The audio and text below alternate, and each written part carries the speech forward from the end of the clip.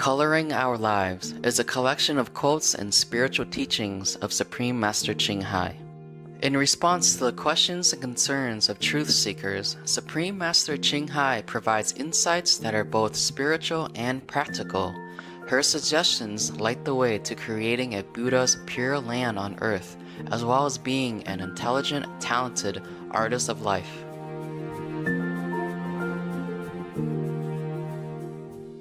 As Supreme Master says, while making good use of every minute of our time to lead a fulfilled, positive, happy life in the process of learning, we can also use the very lively, animated, and joyous spirit derived from spiritual practice to color our lives.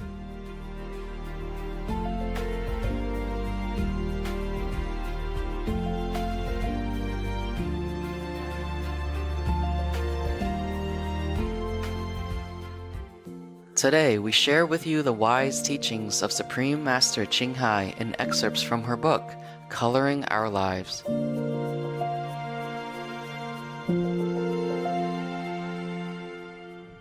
Knowing God is the purpose of human life.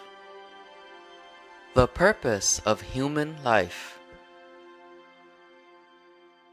Question: how can we know and be sure of our purpose in life? We are here to bless the world and to know our greatness. When we know our greatness, we are one with the whole universal cosmic power, and whoever comes in contact with us also has the blessing from this universal cosmic power. The earth will get more developed as more people like us practice and bless the world quietly with our spiritual merit and wisdom. That's our purpose. Otherwise, what else do you think? Are we here just to eat 2 or 3 meals a day, have a few children, and then kaput? That's not the true purpose anyhow. It would not be logical for God to take so much trouble to create us, then put us here for a few decades and let us die in misery, sometimes with cancer, agony, disasters, earthquakes, and so on. This is not logical. So, the purpose of human life is to know God. Knowing God means knowing our own greatness. Knowing the whole cosmic power of which we ourselves are a part. Even when we say a part, it's a whole, you see. For example, if my finger is cut off, then it's only one finger. But when it is attached to my body, it becomes one of the parts of my body.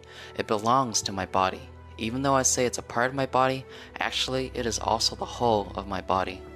Therefore, we are part of the cosmic power, but we're also the whole, if we are connected again. The little gap in between is reconnected at the time of initiation. We turn inward, we tune inward, we plug in, and then we are whole with the universe. Therefore, we bless anyone who comes around without having to lay a hand on them or do anything to them.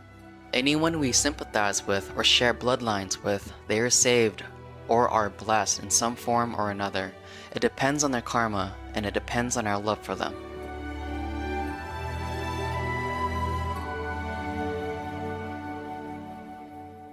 Why are we here? The Buddhist scriptures say that you are the Buddha and that the Buddha nature is inside you. The Bible says that God lives within this temple, so who else is in there except God? If we are the temple and God is the only one who lives in there, who are we then except God? If we don't remember, that's fine, but we are still God.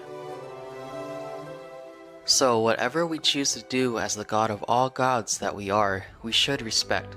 As the father, mother of all these beings that we are, we should respect our own wishes and our choice to live and express our divine selves in whichever way we want. That's why Jesus told us that we should not judge people, because we don't know the path that another being has chosen to walk. He or she does his or her thing so that she or he might come to know God in a different way.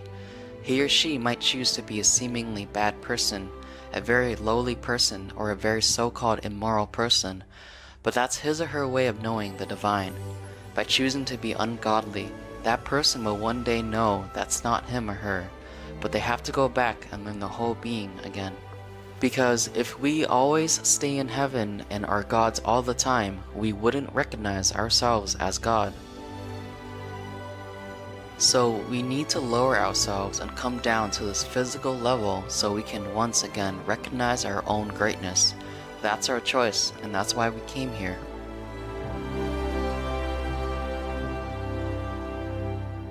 So the answer to our question about why we are here is because we want to know God.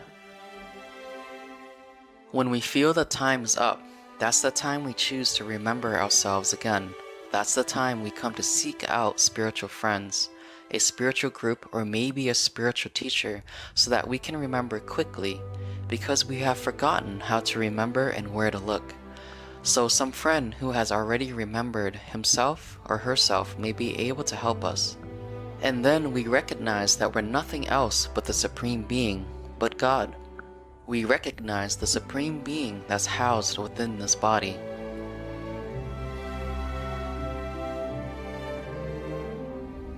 But actually, Hez is not housed within the body. Hez houses our body.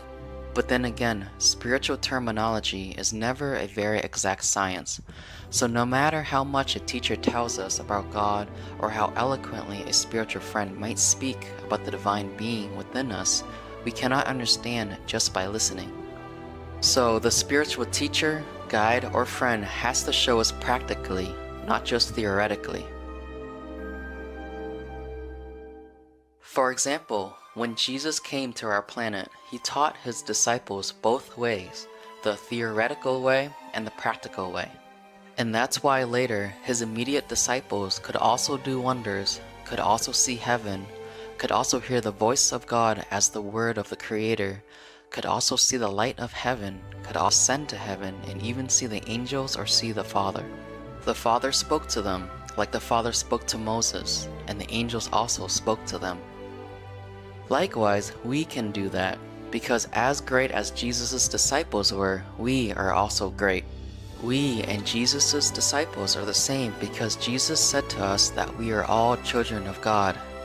But because we have forgotten, sometimes one or two friends have to come to remind us, but only when we are ready, because if we aren't ready, no one can do much for us.